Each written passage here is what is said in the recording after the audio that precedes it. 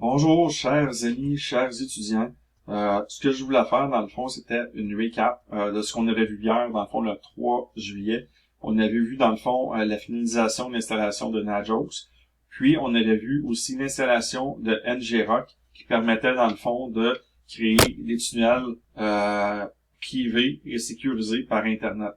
Comme je vous racontais, dans le fond, comme je vous expliquais, le pourquoi qu'on voyait ça, dans le fond, c'est que c'est surtout que Nagios permet, dans le fond, le monitoring d'un réseau informatique. Puis on disait aussi que si, mettons, on met une liste de 12 adresses IP qui sont sécurisées, puis dans le fond, qui sont comme en mode VPN, en mode réseau privé virtuel, ben, ce que ça fait, dans le fond, c'est qu'on a un système de surveillance éclaté, ou plutôt étendu. Puis, dans le fond, on est sûr que ça va être les bonnes informations, puis aussi que ça sera moindrement, ça va être beaucoup plus, ça va être beaucoup plus compliqué pour quelqu'un d'avoir les informations passées, essayer de les décoder ou même de les altérer. Faut comprendre aussi que ce qu'on avait dit, c'est que même pour quelqu'un plus tard qui ferait du développement Python, c'est avantageux de connaître ces outils-là, parce qu'on disait que, imaginez que moi je suis dans mon auto, je suis parti, mettons, de la maison, puis je pense à fermer les lumières, vu que je m'absente par une application mobile que j'aurais codée, ben c'est sûr et certain que si la ligne est pas encryptée dans le fond de mon téléphone à mon serveur qui déploie une fonction d'éteindre les lumières quand je suis absent, ben c'est sûr que si quelqu'un analyse le trafic Internet, ben ça va signifier dans le fond que vous êtes absent à la maison. Fait que ça pourrait être avantageux dans le fond pour quelqu'un qui veut faire un vol à votre domicile. Donc, c'est des moyens, dans le fond, de sécurité. C'est des moyens aussi de rendre les données fiables, puis aussi, normalement, d'assurer que les lignes sont encore disponibles ou seront disponibles beaucoup plus que seulement avec une adresse IP dynamique ou simple que Vidéotron aura à vous offrir, vu que normalement, les lignes fixes, les adresses IP fixes sont strictement réservées aux grosses entreprises. Et aussi que les coûts rattachés à ça, que ça fait que normalement, dans les PME, plutôt dans les petites et micro-entreprises, on va seulement utiliser des moyens comme ça, plutôt que des grosses infrastructures à adresse IP fixe. Parce que, comme on dit, dans le fond, il y a des moyens déjà qui existent, plutôt que de payer une petite fortune pour avoir des adresses IP fixes. Donc, ce qu'on voit ici à l'écran, c'est la commande, c'est la commande,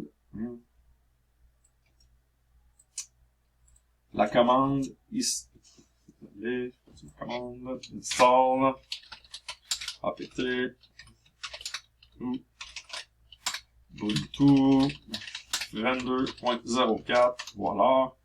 Donc, si je vais chercher ma commande ici pour installer NGRock via Attitude, je copie ça ici, copier, je m'envoie dans mon Linux, je fais un coller. Là, il l'a pas copié, naturellement. Ça sera pas long. Je fais un copier. Je retourne ici. Là, il l'a copié. Il manque le C devant, par contre. Yep. Je vais retourner au devant de ma commande. Et il faut pas oublier non plus de faire le sudo pour les droits utilisateurs administrateurs. Voilà. Je rentre mon mot de passe. Et normalement, ça devrait s'installer. Donc, finalement, un coup NGRock installé et lancé. Comme je dis la semaine passée, dans le fond, il fait chaud ces temps-ci. Donc, si je laisse mon ordinateur allumé trop longtemps avec toute la caméra et tout, l'écran, ça fait chaud rapidement. Donc, je coupe des bouts au montage, comme on dit.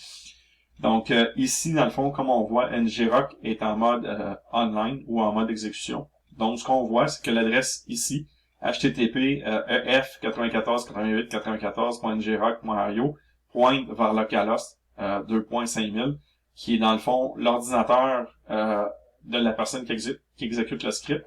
En gros, c'est la même chose que l'adresse 127.0.0.1 que je vous dis souvent que c'est l'adresse locale. Ce qu'il faut comprendre aussi, c'est que de cette façon-là, avec Nagios, en mettant les adresses comme ça dans notre définition, dans le fond, des ordinateurs à surveiller. Ce que ça fait, c'est que ça permet de créer un lien sécurisé, normalement assez compliqué à décoder par un pirate informatique. Ou aussi, ce que ça veut dire, c'est que si on en ajoute 12 dans nos fichiers de définition de surveillance, bon, on va avoir 12 ordinateurs à surveiller dans notre propre NatJost. Donc, ce que ça veut dire aussi, c'est que si on voudrait se créer un réseau de partage de documents, ben, en fonctionnant avec ces adresses IP-là, sécurisées, ben, on pourrait réussir à partager des documents au même titre, dans le fond, qu'un réseau local d'entreprise, c'est-à-dire le gars, mettons, dans le sol, qui partage un dossier avec la madame au 3e étage, puis qu'il s'échange, mettons, des dossiers par dans le fond, la navigation réseau de l'explorateur fichier de Windows, ou même avec des lecteurs qu'on appelle réseau.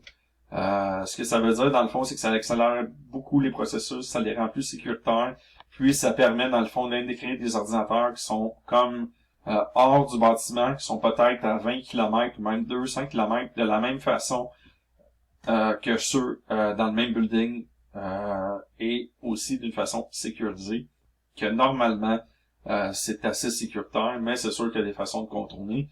Donc c'est pour ça que, comme on dit, on fait toujours des veilles technologiques pour assurer la sauvegarde des données et leur intégrité. Donc voilà, merci, j'espère que ça vous a aidé, et si vous avez des questions, vous pouvez me les poser par Teams ou par courriel. Merci, bonne soirée.